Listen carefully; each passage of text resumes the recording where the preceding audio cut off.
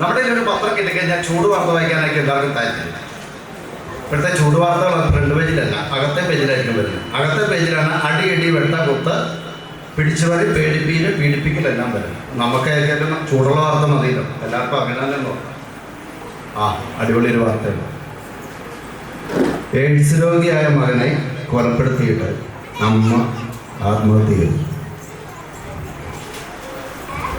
ഈ വാർത്ത കേട്ടിട്ട് നിങ്ങൾക്ക് ആർക്കെങ്കിലും എന്തെങ്കിലും തോന്നിയോ? എന്തെങ്കിലും ഒരു അഭിപ്രായം? ചികിത്സിക്കാൻ പണമില്ലാത്തത് കൊണ്ട് ചിലപ്പോൾ ചെയ്തതാകത്തില്ലേ? ആയിരിക്കാം, ചിലപ്പോൾ അങ്ങനെ ചെയ്തായിരിക്കാം. ഇനി അതർ കമന്റ്സ്? എയ്ഡ്സ് രോഗിയല്ലേ, ചിലപ്പോൾ നാണക്കേട് കൊണ്ട് ചെയ്തതായിരിക്കും. സ്വാഭാവികം. മറ്റാരെങ്കിലും എന്തെങ്കിലും ഓഡിയൻസ് വായിക്കുന്ന?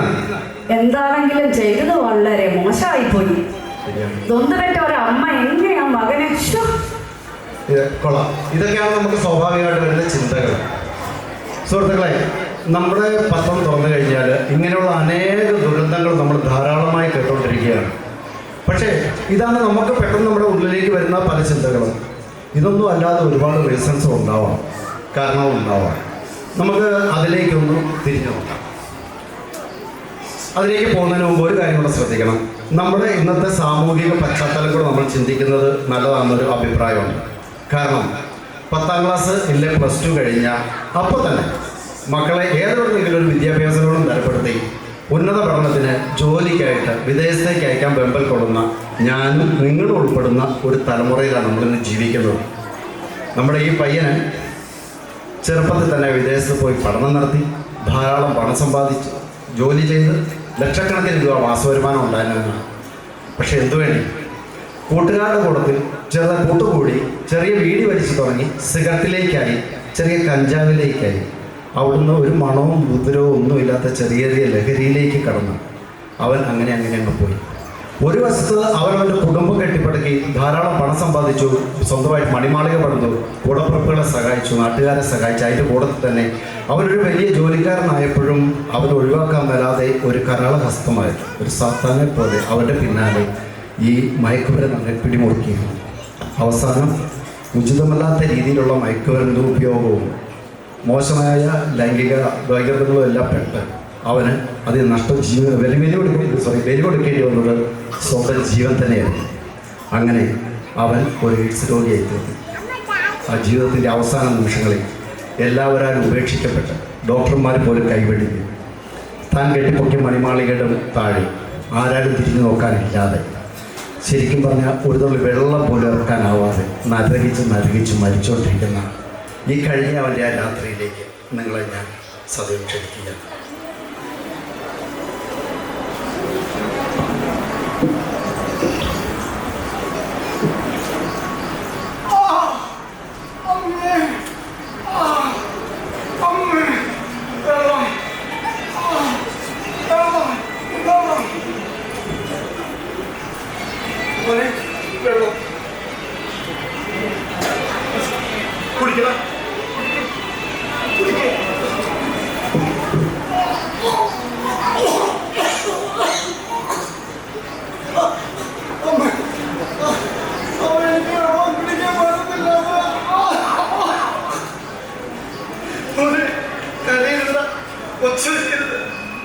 ഇന്ന് നിന്നെ കൊണ്ട് വീട്ടിൽ ഇറങ്ങിക്കൊള്ളാന്നാണ് നിന്റെ അപ്പൻ പറഞ്ഞിരിക്കുന്നത്. നീ ഒച്ച വെക്കണം.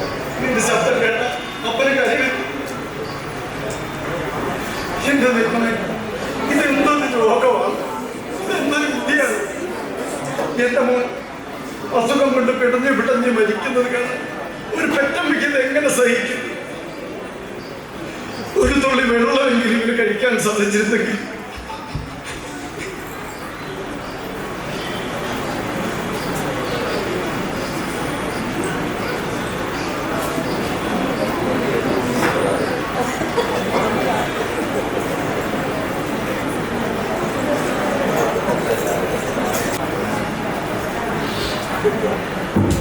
എല്ലോളം നല്ലൊരു വസ്തു ഭൂലോകത്തിൽ വരുമറിയ എല്ലോളം ഉള്ളിൽ ചെന്നാൽ ഭൂലോകം തരികണത് മൃതം.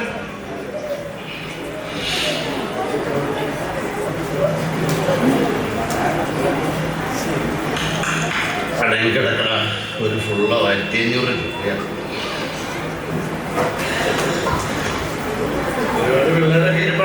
എന്താ പരിപാടി?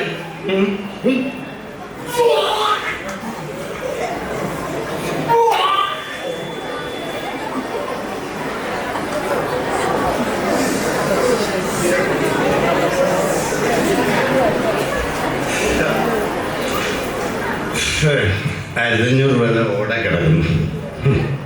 കാര്യമൊക്കെ ഉണ്ടല്ലോ, കൊള്ളാമല്ലോ, നല്ല ഒരു ഓഡിയൻസാണ്. എന്താ പരിപാടി?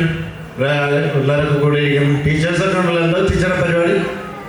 ഞങ്ങള് പെരുകുളം സെലക്ഷൻ സ്കൂളിൽ നിന്ന് വന്നവരാണ്. സ്കൂൾ കലോത്സവത്തിന് പോയി കുറേ സമ്മാനങ്ങളൊക്കെ കിട്ടി. ഇനി തിരികെ എന്താ പേര്? ഞങ്ങള് തിരികെ പോകാൻ വേണ്ടി ബസ് നോക്കി നിൽക്കുക. ഞാനും ബസ് പോകുന്ന ആളാണ്. എൻ്റെ വീട് ഒരു 5 കിലോമീറ്റർ അപ്പുറയാണ്. പക്ഷെ എന്താണെന്ന് വെച്ചാൽ വെള്ളം അടിക്കാൻ വന്നാ നമ്മുടെ നാട്ടിൽ നിൽക്കാൻ മേളന്നായിപ്പോയി. എന്താണെന്നറിയാമോ, നമ്മുടെ ഒരു വൃത്തികെട്ട മകന് നമ്മുടെ നാട്ടിൽ നമുക്ക് നിർത്താൻ മേളന്നായിപ്പോയി. മനുഷ്യന് അതിനിപ്പോൾ തോർത്ത് തലകിട്ടച്ച് നടക്കാൻ പറ്റുമോ? എന്താ അവസ്ഥ? അവനെ പറയാൻ നാണ്, എന്നാലും പറയാം. പിള്ളേരെ നിങ്ങളോട് കേൾക്കാൻ വേണ്ടി പറയാണ്. അവൻ പഠിക്കാൻ വേണ്ടി വിദേശത്ത് പോയതാണ്. അവിടെ ചെന്ന് കൂട്ടുകാരൊക്കെ കൂടി കിട്ടുന്നവരൊക്കെ വലിച്ചു കയറ്റി. അന്നേരം ഇതൊന്നും അറിഞ്ഞില്ല. അധികം പ്രായസൊന്നുമില്ല, 35 വയസ്സായുള്ളൂ. നല്ല ലക്ഷക്കണക്ക് കോടിക്കണക്കിന് രൂപ ഉണ്ടെങ്കിൽ എല്ലാം കഴിഞ്ഞ് ചാകാൻ വേണ്ടി തിരിച്ചു വന്ന് വീട്ടിൽ കിടക്കുകയാണ്. പക്ഷെ എൻ്റെ വിഷമം എന്താണെന്നറിയാം, ഞങ്ങൾ ഒറ്റ അയൽവക്കംകാരടുപ്പിക്കുന്നില്ല. കാരണം എന്താ, മോനെ എക്സാം അത് പഠിച്ചു നാട്ടുകാരടുപ്പിക്കുന്നില്ല ഒന്നും. പക്ഷെ എൻ്റെ ചങ്ക നേറിയ ഒരു സംഭവം ഇവിടെ ഉണ്ടായി. ഷാപ്പിൽ കുടിക്കാൻ ചെന്ന് കയറിയപ്പോൾ കച്ചവടക്കാരൻ പറയാണ്, അച്ചായം മേലെ കുടിക്കാൻ വേണ്ടി ഷാപ്പിലേക്ക് വരുന്നു. ഞാൻ ഇങ്ങനെ സഹിക്കും. എന്നിട്ടോ മറ്റുള്ളവരായിട്ട് ഞാൻ ചെല്ലുന്നത് കുടിക്കാൻ കഴിഞ്ഞു. എന്തു വേണ്ടി അവനു പോയി. ഞാനിപ്പോൾ ഇവിടെ ടീച്ചറെ, ഞാനിപ്പോൾ ഇവിടെ ടൗണിൽ വരും, ഒരു ഫുള്ള് മേടിക്കും, അടിക്കും, വാള് വരും, വീട്ടിൽ ടയർസ്. ഇതാണ് എൻ്റെ റൊട്ടീൻ. ഇപ്പം ഓക്കെ, നിങ്ങൾ വണ്ടി വരുമ്പോൾ നിങ്ങൾ കയറുമ്പോൾ കുഴപ്പമില്ല. ഇതെന്താണെന്നറിയോ, ഇന്ന് ഇവിടുന്ന് മേടിച്ച കത്തിയാണ്. നല്ല ഒന്നാമത്തെ സാധനം. എന്നെ നാണം കിടത്തി എൻ്റെ മകനെയും അവനെ കെട്ടിപ്പിടിക്കുന്ന എൻ്റെ തള്ളയും ഇന്നൊരൊറ്റ വീശി. വേണ്ടി വരികയല്ല, കാരണം ഇന്ന് അവിടെ നിന്ന് വീട്ടിൽ നിന്ന് ഇറങ്ങിയിരിക്കണമെന്നാണ് ഞാൻ അവിടെ പറഞ്ഞിരിക്കുന്നത്. ഇറങ്ങിയില്ലെങ്കിൽ ഇത് ഇന്ന് പണിയുണ്ടാകും. അപ്പോൾ നിങ്ങൾക്ക് തോന്നുന്നു എന്തിനാ അവരെ ഇങ്ങനെ ബന്ധിപ്പിക്കുന്നത്. ഈ തള്ള എന്ന സ്വഭാവം എന്നറിയോ, ഞാൻ പറഞ്ഞുതരാം. ഞാൻ ഇവനെ പഠിക്കാൻ വിട്ടു കഴിഞ്ഞിട്ടുണ്ടല്ലോ, അത് ചേട്ടന്മാരുണ്ട്, ചേട്ടന്മാരുടെ കേട്ടോ, നിങ്ങൾക്ക് ലാസ്റ്റ് നോക്കിയിരിക്കായിരിക്കും. അതെന്താണെന്ന് ചോദിച്ചാൽ ഇവനെ പഠിക്കാനുണ്ടപ്പോൾ ആദ്യം ഇവ ഹോസ്റ്റലിൽ നിന്ന് വന്നപ്പോഴേ ഒരു ദിവസം ഞാൻ ഇപ്പോൾ റൂമിൽ നിന്ന് കഞ്ചാവിൻ്റെ മണം. നമ്മൾക്ക് ചെറുപ്പകാലം ഉണ്ടായിരുന്നല്ലോ. അപ്പം ഞാൻ അപ്പം തന്നെ ഇവിടെ പെങ്ങളെ വിളിച്ചു, സംഭവം കഞ്ചാവിൻ്റെ മണം വരും. ഇവിടെ എടുത്തു പോയാലും എന്നോട് ചോദിച്ചാൽ എന്നാണെന്നറിയാവോ, ചേട്ടൻ ഇങ്ങനെ കഞ്ചാവിൻ്റെ മണം അറിയാതെ ചേട്ടൻ കഞ്ചാവ് അടിക്കുമായിരുന്നു.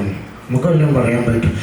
അതൊക്കെ പോട്ടെ. എന്നിട്ട് ഒരു ദിവസം ഒരു അടുത്ത വർഷം ഇവൻ പിന്നെ വെക്കേഷൻ വന്നപ്പോൾ നോക്കിയപ്പോഴത്തേക്ക് ഇവനെ ബാത്റൂമിൻ്റെ ഭാഗം അപ്പുറത്ത് പോയി നിന്ന് ചെമ്പള കന്നാലിക്കോളിൻ്റെ ഒക്കെ പറയും ഏതാണ്ട് ഒരു സ്ഥലം ടെക് ടെക് ടെക് ഇങ്ങനെ കയ്യിലോട്ട് തെരുമി പദം വരുത്തി ഇങ്ങനെ ഒരുപാടുണ്ടെന്നൊക്കെ ഞാൻ എടുത്തത്. പക്ഷെ ഇങ്ങനെ എടുത്തു വന്നപ്പോൾ ഇത്രയേ ഉള്ളൂ. ഇങ്ങനെ വെക്കുന്നുണ്ട്. എന്താ സംഭവം എന്ന് എനിക്ക് മനസ്സിലായില്ല. ഞാൻ അന്നേരം ഇവിടെ വിളിച്ച് കാര്യമായിട്ട് പറഞ്ഞു, കാണിച്ചു കൊടുത്തു, പോയി ചോദിക്കുക, കാരണം സംതിങ് ഇസ് റോങ്. അപ്പോൾ അവിടെ പോയി അന്വേഷിച്ചിട്ട് വന്നിട്ട് പറയാം, അച്ഛന് ബോധമില്ലാത്തതുകൊണ്ട് അവനെ ഹോസ്റ്റലിൽ ഇരിക്കുന്നുണ്ട്, പല്ലിനൊക്കെ കവയാണ്, അത് പോകാൻ വേണ്ടി മരുന്ന് വെച്ചതാണ്. ഇനി കുറച്ച് കഴിയുമ്പോൾ അത് കുലുക്കുഞ്ഞ് കഴിയുമ്പോൾ പല്ലൊക്കെ നല്ല ക്ലീൻ ആയിട്ട് വെച്ചായിരുന്നു. ആയിക്കോട്ടെ, we are not educated. So അവിടെ പറഞ്ഞ് ഞാനങ്ങോട്ട് അനുസരിച്ചിട്ട്, കാരണം വിദ്യാഭ്യാസത്തിൻ്റെ കാര്യത്തിൽ അമ്മയും മോനും ഭയങ്കര ക്ലോസാണ്. ഞാൻ പറയുന്ന കോളേജിൽ വിടില്ല, ഞാൻ പറയുന്ന കോഴ്സ് എടുക്കില്ല.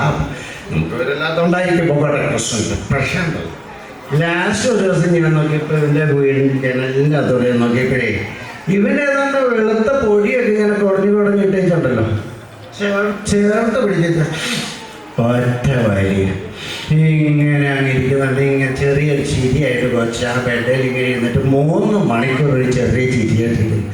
ഞാൻ അപ്പോഴേ ഇവിടെ ഉള്ളു പറഞ്ഞു, ഇപ്പോൾ നിങ്ങൾക്ക് ടീച്ചർ പിള്ളേരൊക്കെ ചിരിക്കുന്ന പിള്ളേരെ ഞാൻ പറഞ്ഞെന്നറിയാം.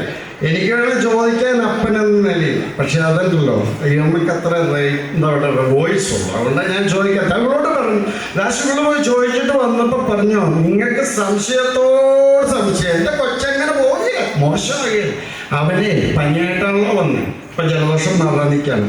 വിക്സ് ഓയിൽമെന്റ് പേപ്പറെ പുരട്ടിയിട്ട് ഉണക്കി പൊടിച്ച് നോക്കി വയ്ക്കുന്നത്. ജലദോഷം എങ്ങനെയിരിക്കും പേപ്പറിന്?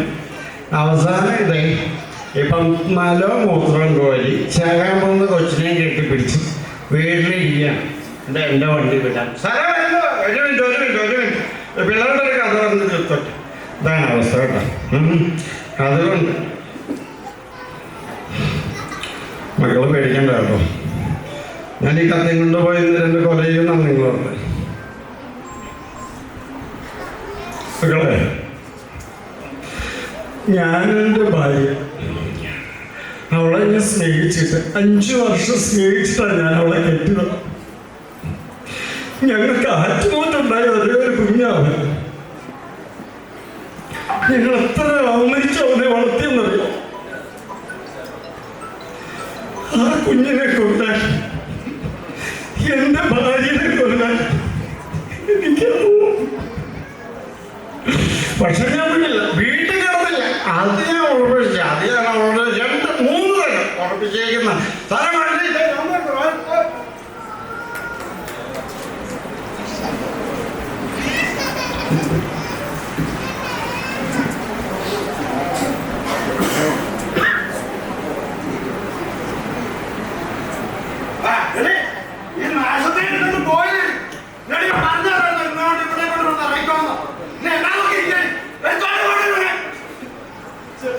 ഒന്ന് വെള്ളം കഴിക്കണം.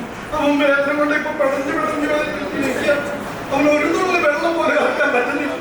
എനിക്ക് ഒരു ന്യായം കേൾക്കണ്ട. നീ ഇന്ന് ഈ രാത്രി തന്നെ ഇവിടുന്ന് അറിയിക്കണം. നേരം കിടക്കുന്ന സമയത്ത് നിന്നോ ഈ ശവത്തിനെ ഇവിടെ കണ്ട എന്റെ സ്വഭാവം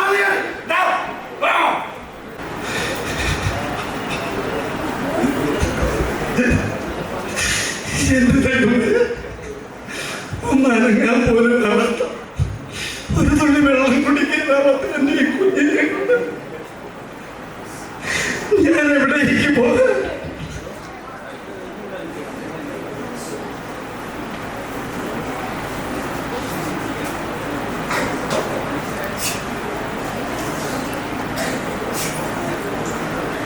മോനെ, നമ്മളെ വേണ്ടാത്ത ലോകത്ത് നമുക്ക് വേണ്ട. കുടിക്കേ തുപ്പിക്കളയല്ലേ, ഇറക്കാൻ നോക്കേ. ഒരു തുള്ളി വിഷം പോലും ഇതിന് കൊടുക്കാൻ പറ്റുന്നില്ലല്ലോ.